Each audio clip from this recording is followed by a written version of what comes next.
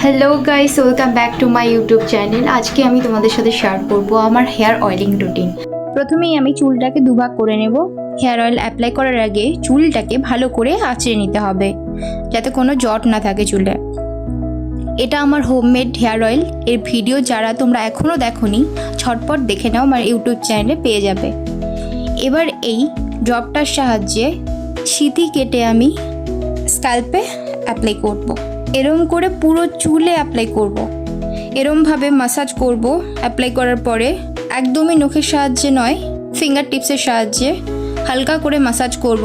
তাতে কি হয়, আমাদের ব্লাড সার্কুলেশন হয় এবং এর ফলে কি হয়, মানে খুব তাড়াতাড়ি হেয়ার গ্রোথ হওয়ার সম্ভাবনা থাকে। এবার আমি অয়েল নিয়ে পুরো চুলে অ্যাপ্লাই করব, লেন্থ পর্যন্ত। মাস্ট লেন্থে অ্যাপ্লাই করতেই হবে, কারণ আমরা যে পরিমাণ এখন গরম, বাইরে ধুলাবালি, সবাই কাজের জন্য কোথাও না কোথাও বের হয়, তো সেই কারণে আমাদের লেন্থে কী হয়, ড্রাই হয়ে যায়। ড্রাই হওয়ার ফলে 3-4 মুখ অনেক চুল বেরিয়ে যায়। তো অনেকে করে যে শুধু স্ক্যাল্পে অয়েলিং করে নিল, হয়ে গেল, লেন্থে দিল না, ছেড়ে দিল। এর ফলে চুল ফেটে যায়, চুল পড়ার বেশি করে সম্ভাবনা থাকে, চুল নষ্ট হয়ে যায়, লালচে ভাব চলে আসে। সেই জন্য লেন্থে মাস্ট অয়েলিং করা দরকার। দেন আমি নেক্সট ডে হেয়ার ওয়াশ করে নেব। যেহেতু আমি হোমমেড হেয়ার অয়েল ইউজ করছি, তো আমি একদিন রেখেই নেক্সট দিন হেয়ার ওয়াশ করে নিই। আমি খুব জোর উইকলি 2 থেকে 3 দিন হেয়ার ওয়াশ করি। এর থেকে বেশি যদি করা যায় তাহলে চুল অনেক বেশি পাতলা হওয়ার সম্ভাবনা থাকে।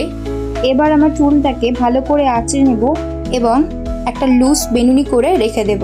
গাইস প্লিজ স্কিপ মাই বেনুনি, কারণ আমার সবসময় বেনুনি উল্টোই হয়।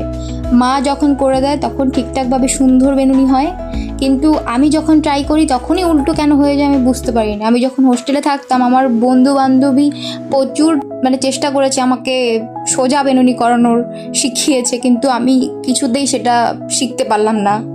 আমার দুর্ভাগ্য। তো যাই হোক, বেনুনি হওয়া নিয়ে কথা গাইস। তো তোমরা এই ধরনের গার্ডারগুলো ইউজ করতে পারো, এতে চুল পড়ার সম্ভাবনা কম থাকে। তোমাদের যদি আমার ভিডিওটা ভালো লেগে থাকে, please subscribe my YouTube channel.